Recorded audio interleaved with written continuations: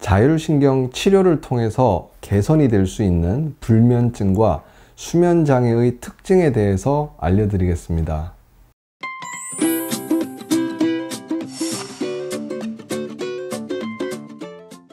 불면증이 10년 넘었어요. 수면에 도움이 되는 것 여러 가지로 해보았고 저해되는 것은 안 하는데도 더 악화되는 것 같습니다. 최근에는 잠을 2시간 정도밖에 못 자서 감정이 고조되고 정서, 신체적으로 피폐한 생활을 하고 있습니다. 외출 모임도 부담이 있어요. 예민한 성격에 타인에게는 바른 말을 잘 못하여 상처도 잘 받습니다. 책임감이 많은 성격입니다. 자율신경 쪽에 해당되는가요? 이번 영상은 오상신경외과 유튜브 채널의 댓글에 대한 내용입니다. 불면증이나 수면장애가 있는 분들 중에서 어떤 경우가 자율신경이 원인이 될 수 있는지, 그리고 자율신경 실조증 치료를 통해서 개선이 될 수 있는 불면증의 특징은 따로 있는지 한번 알아보겠습니다. 우리 주변에는 생각보다 많은 분들이 불면증으로 고통을 받고 있고 수면 유도제나 신경 안정제를 장기간 복용하는 경우도 되게 많습니다. 이 수면은 건강에 정말 중요한 부분이라는 것은 누구나 잘 알고 있을 거라 생각합니다. 이 불면증은 인체의 바이오리듬을 깨트리고 그 결과 면역력 저하도 잘 생기게 합니다.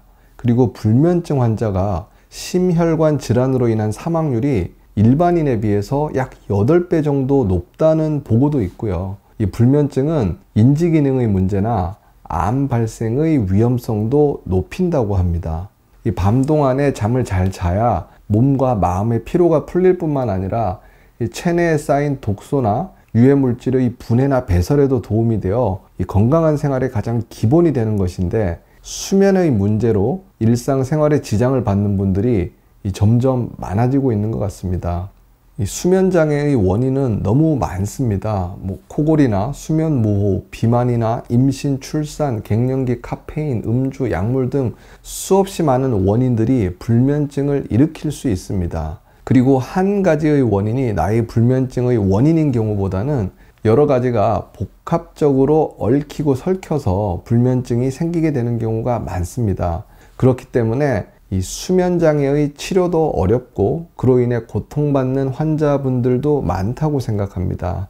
댓글에 질문자분이 문의하신 자율신경의 문제 역시 수많은 불면증의 원인 중 하나라는 의견이 지배적입니다. 하지만 개인적인 의견으로는 이 대다수의 수면장애의 원인으로 거론되는 것들이 공통점이 있는데, 이 내 몸을 피곤하고 스트레스 받고 신경이 쓰이게 하는, 즉 교감신경을 항진시키는 요인들이기 때문에 불면증의 원인으로 언급되는 대부분을 포괄하는 개념이 교감신경 항진을 포함한 자율신경의 문제일 수 있다고 생각합니다. 예를 들어 임신이나 출산, 갱년기 등의 문제처럼 이 불면증이 대표적인 원인인데요. 호르몬이 급변하는 시기에 우리 몸은 불안함에 대처하는 교감신경이 항진 상태에 놓이게 되고요. 또 코골이나 이갈이, 수면 무호흡 같은 경우도 교감신경을 항진시키는 습관이기도 합니다. 그리고 교감신경 항진은 수면의 질을 떨어뜨려서 심신을 피곤하게 만들고, 이런 현상은 역으로 또 교감신경을 더 자극을 해서 항진되게 만들어서 이 악순환 사이클을 돌게 만드는 경우가 많다고 생각합니다. 질문자분이 궁금해하시는 수면장애의 원인이 될 수 있는 자율신경계의 증상이 어떤 것이 있는지, 그리고 자율신경 치료를 통해서 개선이 잘 되는 불면증의 특징에 대해서 제 경험을 바탕으로 한번 알려드려 보겠습니다. 자율신경 치료를 통해서 개선이 될 수 있는 불면증의 특징 1번, 잠들기 전이나 또는 자다가 깼을 때 불안하거나 두근거리거나 식은땀이 나는 경우입니다. 이런 유형의 불면증이 자율신경의 문제, 구체적으로는 교감신경 항진과 연관성이 가장 높습니다. 그리고 이 자율신경 치료에도 반응이 가장 좋습니다.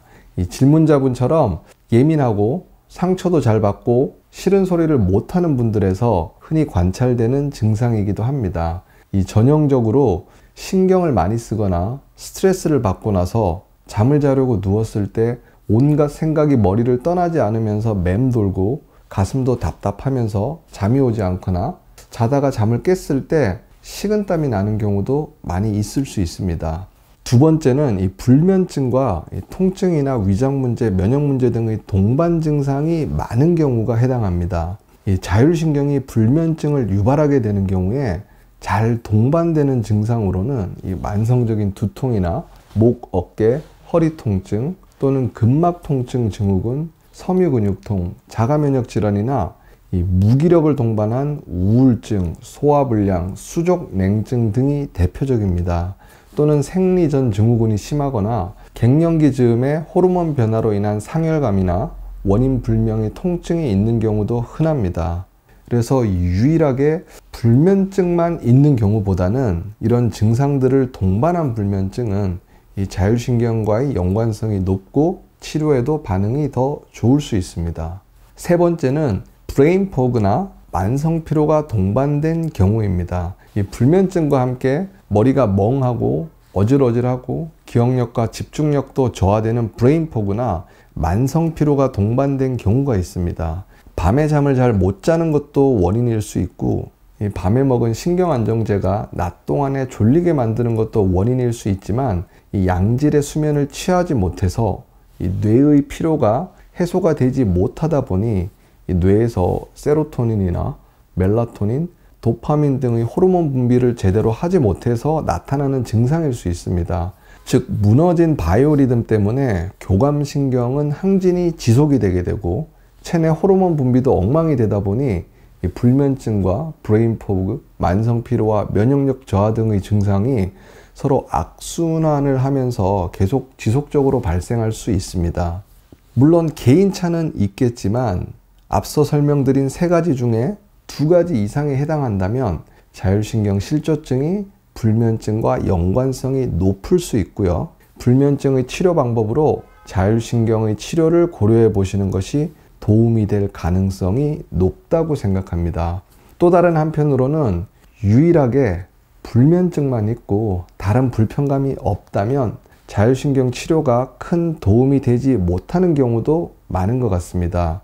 이 자율신경 실조증 환자들을 위주로 치료를 하면서 느끼게 된 제 경험이 불면증으로 자율신경 치료를 고려하시는 분들에게 참고가 되는 내용이 될 수 있기를 기대합니다.